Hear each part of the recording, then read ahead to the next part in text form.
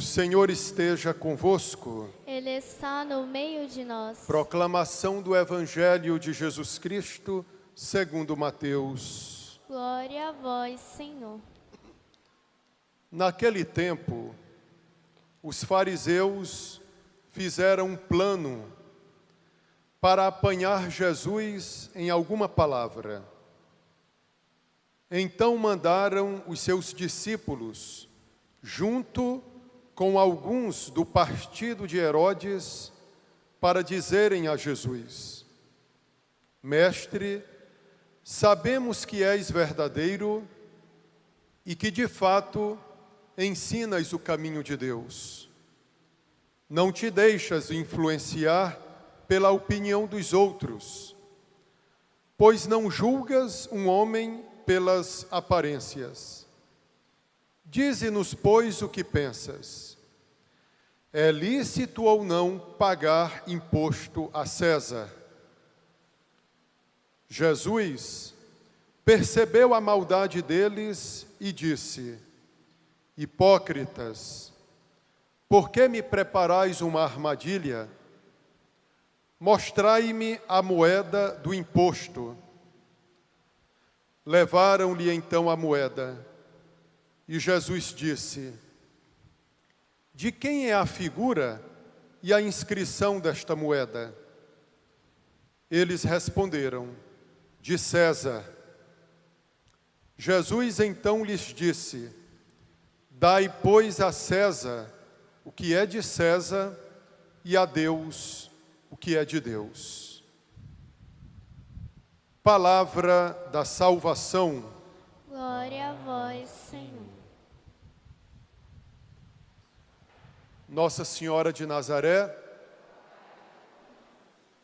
louvado seja nosso Senhor Jesus Cristo.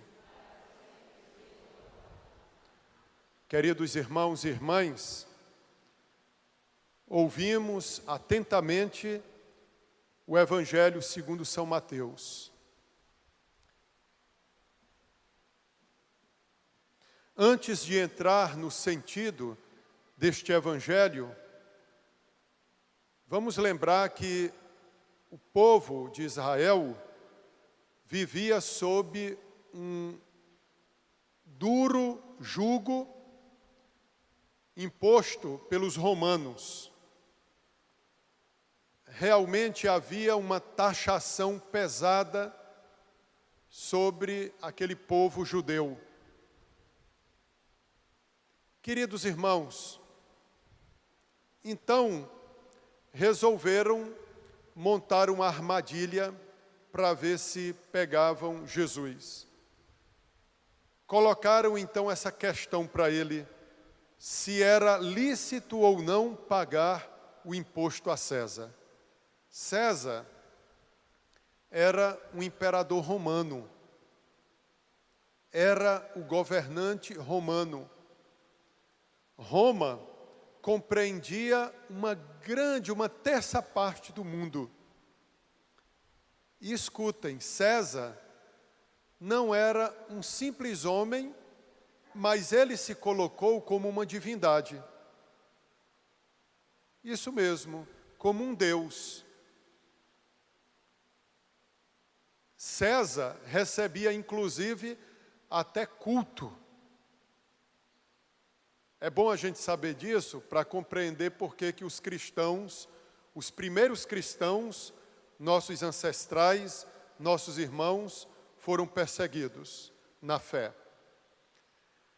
Porque eles diziam: nós respeitamos a César como governante, como homem, mas nós não podemos prestar culto a ele, a César. Só prestamos culto e adoramos a Deus.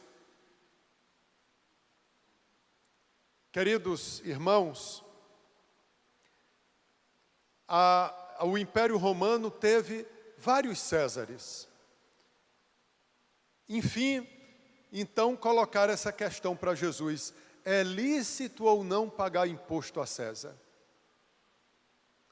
Bem aqui há um ponto que eu gostaria que estivéssemos atentos a ele. Vejam como Jesus, ele não veio gastar o seu tempo com causas, eu diria, sociais. Viu? Jesus, ele veio para derrotar, em primeiro lugar, um grande inimigo que nós temos: demônio e os seus secazes. Jesus veio para nos redimir daquilo que causa todo o mal na humanidade, o pecado. Às vezes, nós nos colocamos contra ditadores, contra aqueles que oprimem os povos, mas sabem por que eles são opressores, ditadores? Porque eles têm o pecado, assim como nós também. Seria necessário confessar o pecado, e o Cristo morreu por nós. Nós que estávamos fadados ao fracasso, condenados para sempre ao inferno, para revogar essa sentença, Deus se fez carne no Santíssimo Seio de Maria, por obra do Espírito Santo, para morrer por nós na cruz, derramar o seu sangue por nós e escancarar as portas do reino dos céus, para que nós pudéssemos adentrar nele. Vejam nos evangelhos que Jesus parece não ir contra, ele nunca fala nada contra o Império Romano, ele não fala contra Pilatos, ele fala do mal que há em cada um. Sabem por quê? Quando a gente começa a falar do mal que há no outro, podemos esquecer daquele que há em nós, daquele mal que há em nós. É por isso que o agiógrafo da vida de São Francisco de Assis, falando deste grande santo, dizia que ele era rigoroso com ele mesmo, mas bondoso com os outros. Entre nós é muito diferente. Nós somos bondosos conosco, justificamos todos os nossos pecados, mas nós somos rigorosos, brabos com o pecado dos outros. Nosso Senhor, ele veio para cortar o mal pela raiz. Se vencermos o pecado, então tudo ficará no seu lugar e nós nos depararemos com a harmonia. Mas aqueles que montaram uma armadilha para pegar Jesus, queriam colocá-lo contra o governo dominante dos Césares. Se Jesus falasse que não era permitido pagar o imposto, eis aqui mais um motivo para Jesus ser condenado à morte. Agora nós podemos entregá-lo. Vamos colocá-lo, vamos fazer com que Jesus se coloque contra aqueles que nos oprimem. Queridos, o que adianta ter ordem social, como eu falei, se não há conversão? Entendem? O que adianta se entre nós está tudo bem materialmente, mas no espírito nós não vamos bem? Viu? O que adiantaria uma sociedade com...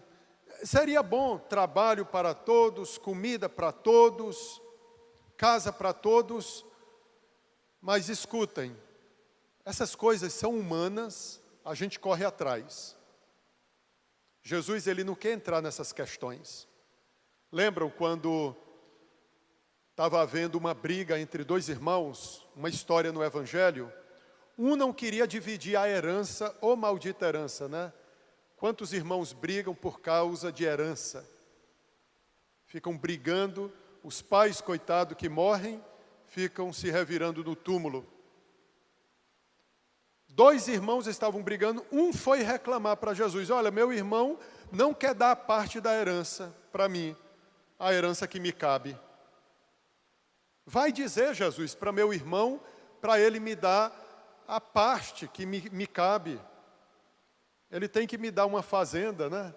Ele tem que me dar aquelas 2 casas que os nossos pais deixaram de herança. Jesus passou um carão naquele irmão, disse para ele: quem me constituiu juiz dessas causas? Aí nosso Senhor pregou sobre a avareza. Ai daqueles que se apegam aos bens de maneira ciosa. Jesus contou a história do homem, nesse contexto ele contou a história do homem que era tão rico e ele ganhou seu dinheiro honestamente. Ele não roubou de ninguém, mas houve um pecado nele, mesmo no meio da honestidade, ganhando com trabalho, com o suor do seu rosto, mas ele foi avarento, ele não foi pobre em espírito. Por isso que Jesus falou que dificilmente um rico entrará no reino de Deus, mas rico aqui é aquele que se apega aos bens e se torna indiferente ao sofrimento dos outros. Queridos, Jesus então contou aquela história do homem que ganhou todos os seus bens honestamente. Ele tinha tantos bens, que ele não sabia onde colocá-los. Ele disse assim: eu vou destruir os meus celeiros, construí-los maiores, para que possam abrigar ainda mais o trigo que eu colhi, e eu vou poder dizer para a minha alma: pode agora descansar em paz. Tu tens tudo para comer, beber. Aí Jesus conclui a parábola dizendo: cretino, ainda hoje tu morrerás. E para quem ficará os teus bens?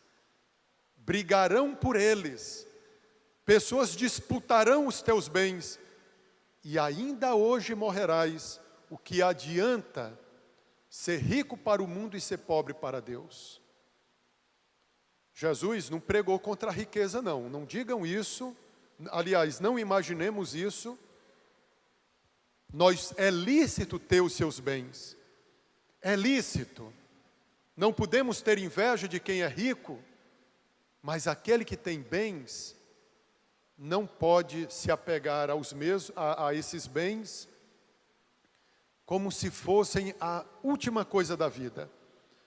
Nas bem-aventuranças, Jesus exaltou a pobreza, mas não essa miséria, que a gente talvez possa entender como material. Jesus exaltou a pobreza que há até nos ricos. O que é a pobreza? Desapego das criaturas e cheio de Deus.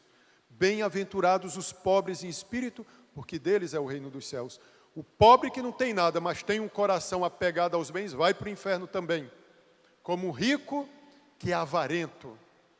Então, queridos, Jesus tem algumas seitas por aí que fazem de Jesus um legislador de causas materiais. Se você me der o seu Fusca, você vai receber uma Mercedes. O ser humano desesperado por bens frequenta esse tipo de lugar. Olha, se você der 100, você vai receber 1000. Gente, isso hipnotiza o ser humano. Hipnotiza. Isso está muito presente no coração do homem. Os bens, a gente tem que ter cuidado, porque a linha que separa a pobreza de espírito do apego aos bens é muito fina. Esse apego aos bens, esse instinto de se apegar ao que é daqui, é mais forte até do que o instinto da procriação. E nosso Senhor teve muito cuidado em relação a isso e exortou, porque o apego exagerado pode esfriar o coração, torná-lo indiferente, insensível às coisas do alto E tem hora que a pessoa pensa que está cultuando Deus e está cultuando o dinheiro. E Jesus falou que não podemos servir a dois senhores. Quantas dessas pessoas que frequentam seitas, que cantam a teologia da prosperidade, estão cometendo a idolatria. Não precisa mais ter uma imagem de deuses. Hoje se cultua, como dizia São Paulo, a cobiça é idolatria. A cobiça é idolatria. Queridos irmãos, Jesus então não entra nessas discussões. É lícito pagar ou não imposto a César? Jesus percebeu a maldade presente no coração daquelas pessoas. E chamou-os de hipócritas. Jesus pediu então que trouxessem uma moeda que era utilizada para pagar o imposto a César. Sabem por que essa moeda era rejeitada pelos judeus? Porque ela tinha a imagem de um homem que se colocava como Deus. Mas o que adianta denunciar esta idolatria se havia outra idolatria no coração daqueles homens? Jesus disse para eles: por que me preparais uma armadilha? Jesus então disse a eles, quando viu a moeda: de quem é a figura e a inscrição desta moeda? Eles responderam: de César. Jesus então lhes disse: dai, pois, a César o que é de César e a Deus o que é de Deus. Brilhante a resposta de nosso Senhor. Peçamos a Deus sabedoria para que a gente também saiba responder às armadilhas ideológicas que são montadas para tirar a gente do foco. Saibamos, queridos irmãos, em Deus, dar uma resposta àqueles que querem colocar a gente numa sinuca de bico. Queridos irmãos, quantos irmãos nossos da igreja se perderam porque enveredaram por esses meandros da teologia da libertação? Fizeram do evangelho um elemento de causas sociais.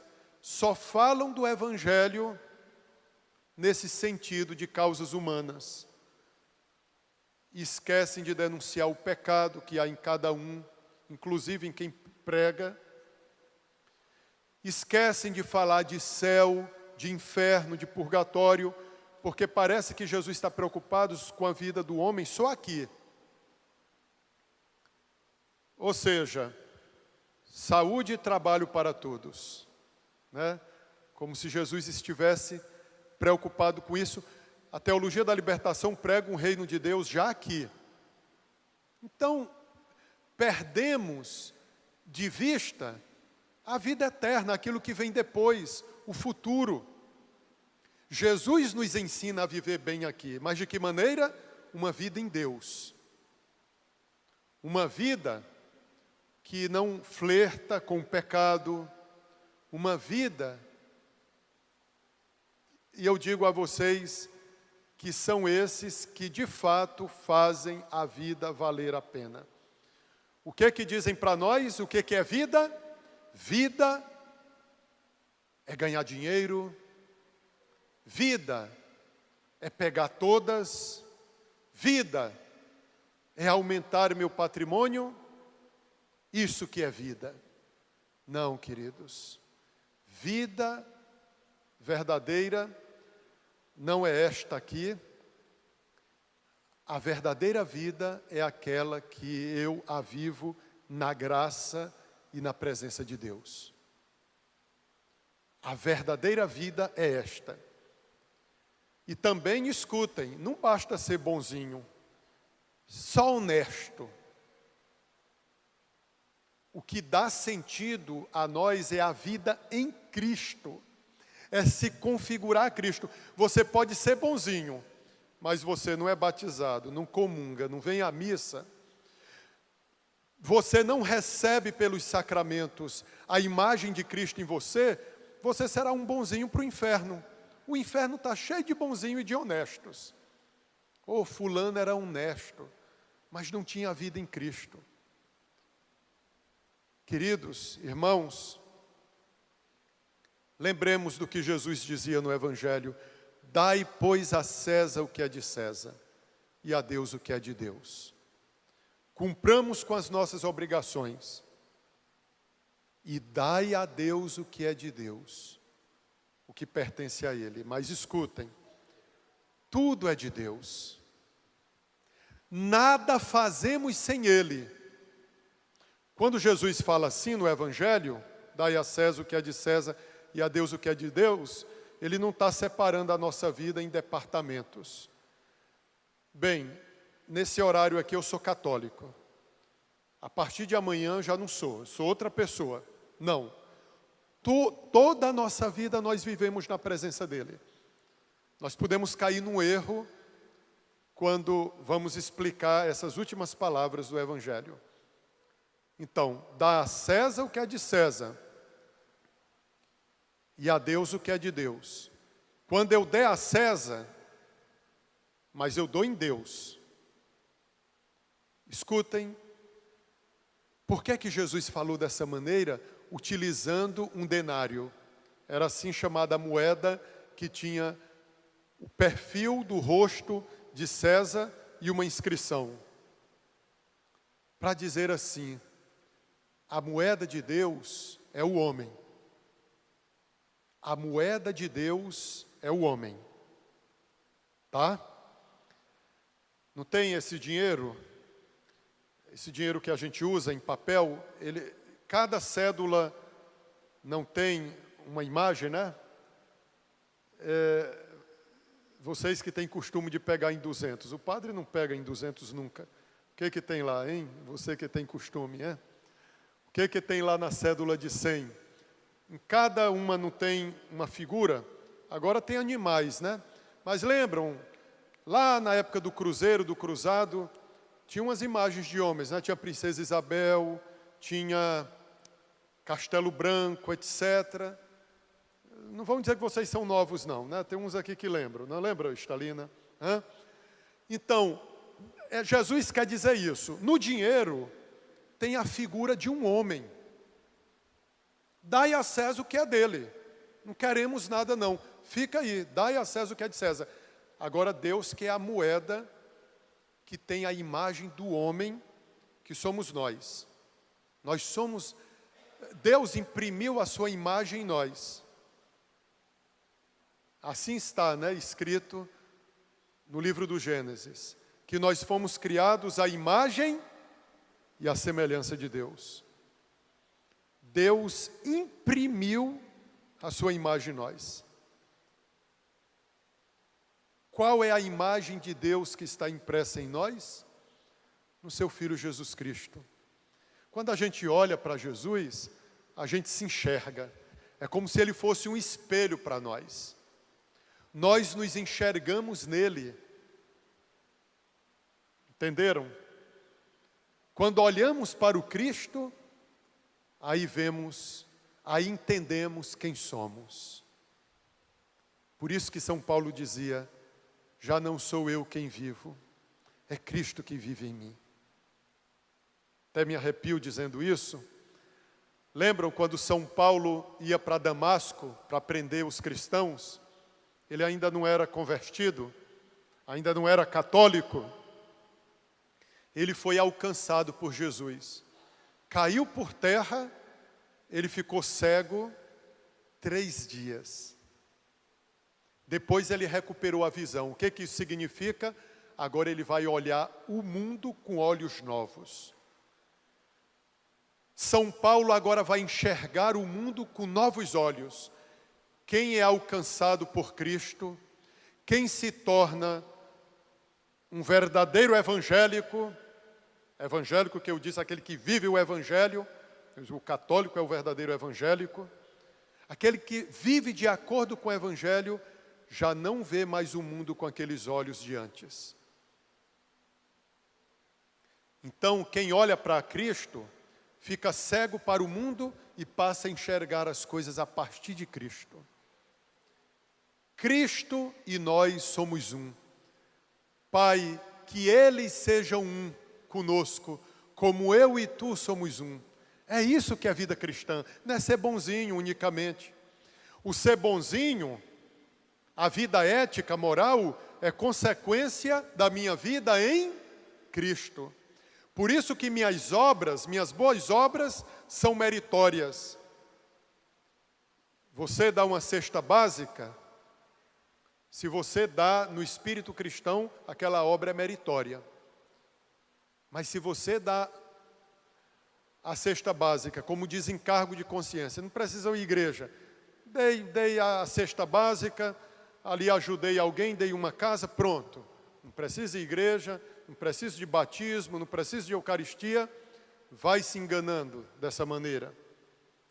Não é ser bonzinho. Aí tem sentido quando falem, não são as obras que nos salvam, é a fé em Cristo. Mas as obras são reflexos, concretização da minha fé em Cristo. É bem aqui que a gente se diferencia com a teologia protestante. Eles estão certos, a gente concorda com eles quando eles dizem, o que salva é a fé em Cristo. Mas eles param bem aí.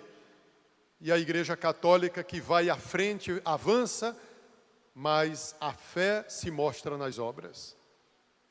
Porque Lutero dizia, você pode ter fé em Cristo, mas continuar pecando. A Igreja Católica, a verdadeira, não ensina isso. Ela diz, sim, a fé em Cristo que salva, mas as obras são a visibilização da fé. Como diz São Paulo, a fé que se perfaz na caridade. Queridos irmãos, então vamos devolver essa moeda para Deus. Onde está, nesta moeda, na qual está impressa a nossa imagem. É esta moeda que Ele quer, que na verdade, a imagem que está impressa nessa moeda é a imagem de Cristo. No dia do nosso batismo, é como se aquela moeda fosse emitida. Quantas vezes vocês já devem ter escutado eu falar na celebração do Santo Batismo, que quem é batizado não só se torna cristão, se torna um outro Jesus, um outro Cristo, ou digamos, o mesmo Cristo. Deus olha para essa assembleia e vê aqui o seu Filho. Nós não somos, cada um aqui não é o Jesus, mas todos nós formamos o único Cristo. Somos membros dele. Entendam isso para compreendermos a santidade. Cada santo aqui é uma imagem viva de Cristo. Por isso que a gente pede que eles rezem por nós. Na ladainha, em sequência dizemos, rogai por nós, rezem por nós. Hoje de manhã, contei 5 pedidos de oração para mim. E eu peço para que eles rezem por nós. Esses membros de Cristo são os membros mais perfeitos de Cristo, os santos. Nós somos membros ainda que estamos sendo ajeitados para pertencermos para sempre a Cristo Jesus, nosso Senhor. E na eternidade formaremos com Ele uma só coisa. Chegará o dia em que Ele será tudo na gente, como Ele é já tudo em Nossa Senhora e nos santos glorificados no céu. Estão vendo as imagens deles? Os nossos olhos nos enganam, porque a gente olha ali, Santa Francisca de Paula, a Inhaxica, quem é mineiro deveria conhecê-la. Mas ali na Inhaxica é Nosso Senhor. Por isso que a gente respeita os santos. Adoramos só a Deus, mas nós veneramos os santos, respeitamos. Porque se o mal merece o nosso rechaço, se o mal merece a nossa antipatia, o bem merece o nosso respeito. E Deus se manifesta na vida dos seus santos. Deus quer se manifestar em ti também. Mas às vezes a gente corta essa manifestação de Deus em nossa vida por causa do pecado que há em nós. Por causa do pecado, ao invés de eu manifestar Deus, eu manifesto aquele. Sabem quem é aquele, né? Que a gente não quer nem dizer o nome dele. É tanto que em casa a gente fala, fulano é um verdadeiro demônio. E os santos são verdadeiros cristos. Se vocês prestarem atenção, a teologia protestante exalta muito o mal. Fala do mal, mas esquece de exaltar o bem. E eis aqui o testemunho concreto de que o bem existe. Os santos, os servos de Deus. Dai a César, pois, o que é de César. Entreguem, podem devolver, está aqui. E demos a Deus o que é dele, que somos nós, pertencemos a ele. O que é de César vai passar, o que é de César terminará, é transitório, é um sopro. Mas o que damos a Deus, o que devolvermos a ele, é para durar por toda a eternidade. Só em Deus a vida eterna. Tudo passa, como dizia a Santa Teresa d'Ávila. Nada te perturbe, nada te assuste. Tudo passa, só Deus permanece. Se queremos permanecer, estejamos então em Deus. Amém. Louvado seja nosso Senhor Jesus Cristo.